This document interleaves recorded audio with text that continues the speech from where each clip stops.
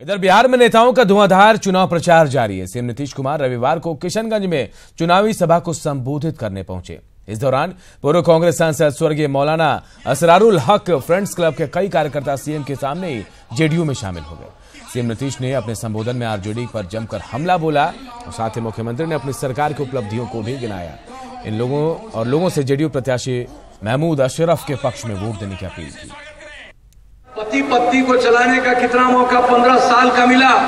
क्या बिजली थी 700 मेगावाट पूरे बिहार में, आपने हमको मौका दिया है। आज बिजली की आपूर्ति हो रही है पूरे बिहार में 5200 मेगावाट, 5200 मेगावाट। आपको शाम होने के बाद ललटेन का ढिबरी का सहारा लेना पड़ता था, अब घर घर बिजली आ गया, ललटेन की जरूरत खत्म हो गई पूरे बिहार में। ऐसा बिहार हम लोगों ने बना दिया। नीतीश कुमार ने भ्रष्टाचार पर अंकुश लगाने और सिस्टम में पारदर्शिता लाने के लिए अपने सभी अधिकारियों को संपत्ति सार्वजनिक करने का आदेश दिया था। यह आदेश सिर्फ नौकरी पेशा लोगों के लिए नहीं था। इसके तहत सभी विधायक और विधान पार्षदों को भी अपनी संपत्ति का ब्यौरा देना था। अधिकारी तो सरकार के आदेश के हिसाब से अपनी संपत्ति सार्वजनिक कर रहे हैं, लेकिन माननीय सरकार के इस आदेश का मखौल उड़ा रहे हैं। रिपोर्ट देखिए।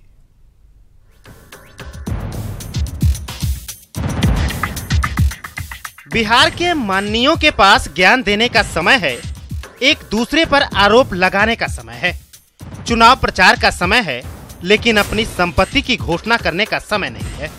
जबकि 31 मार्च तक सभी को अपनी संपत्ति का ब्यौरा देना होता है। इस साल अब तक संपत्ति की घोषणा करने वाले चंद माननीयों के नाम आपको बताएं, उसके पहले ये सालाना आंकड़े देख लीजिए। विधानसभा सदस्यों की लिस्ट जिन्होंने अपनी संपत्ति की घोषणा की है। 2019 में मात्र 7 विधायकों ने संपत्ति की घोषणा की, वहीं 2018 में 43 विधायकों ने संपत्ति की घोषणा की।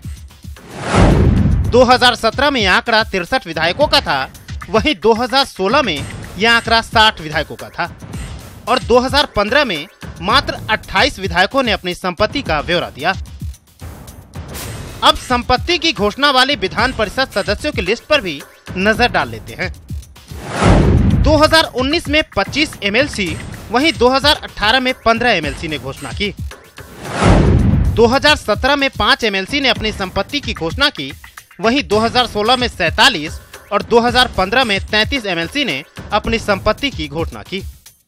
2019 में विधान परिषद सदस्यों की लिस्ट तो फिर भी एक हद तक ठीक है, लेकिन विधानसभा सदस्यों ने तो हद ही कर दी है। मात्र 7 विधायकों ने ये जहमत उठाई। 2019 में संपत्ति का ब्यौरा देने वाले विधायक हैं श्याम बाबू प्रसाद यादव, कांग्रेस के विधायक, वहीं रामप्रीत पासवान बीजेपी के विधायक है, जबकि मनोहर प्रसाद सिंह कांग्रेस के विधायक, वहीं रत्नेश सदा जेडीयू के विधायक, राम सेवक सिंह भी जेडीयू के विधायक हैं, वहीं विजय कुमार चौधरी जेडीयू के विधायक और कुंती देवी आरजेडी के विधायक ने अपनी संपत्ति की घोषणा की। आंकड़े आपने देख लिए, अब माननीयों की सफाई भी सुन लीजिए।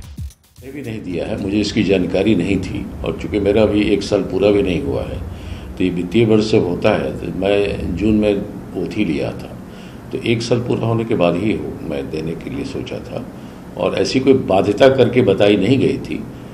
मैं समझता हूँ कि उचित समय पर इसको जमा करा दिया जाएगा। नैतिक रूप से आवश्यक बनाया गया। हम लोगों ने भी मार्च फर्स्ट वीक में हमने अपना जमा किया, वर्षवार जमा करते हैं, उससे पारदर्शिता आती है। अब इस संबंध में व्यावसायिक अपडेट है नहीं है, मुझे जानकारी नहीं है, लेकिन हम समझते हैं कि ये नैतिक रूप से आवश्यक है। नीतीश कुमार ने भ्रष्टाचार पर अंकुश लगाने और सिस्टम में पारदर्शिता लाने के लिए ये पहल की थी, लेकिन इस पहल का माखौल माननीयों ने कैसे उड़ाया, आप खुद सोच सकते हैं। न्यूज़ 18 के लिए पटना से साकेत कुमार की रिपोर्ट।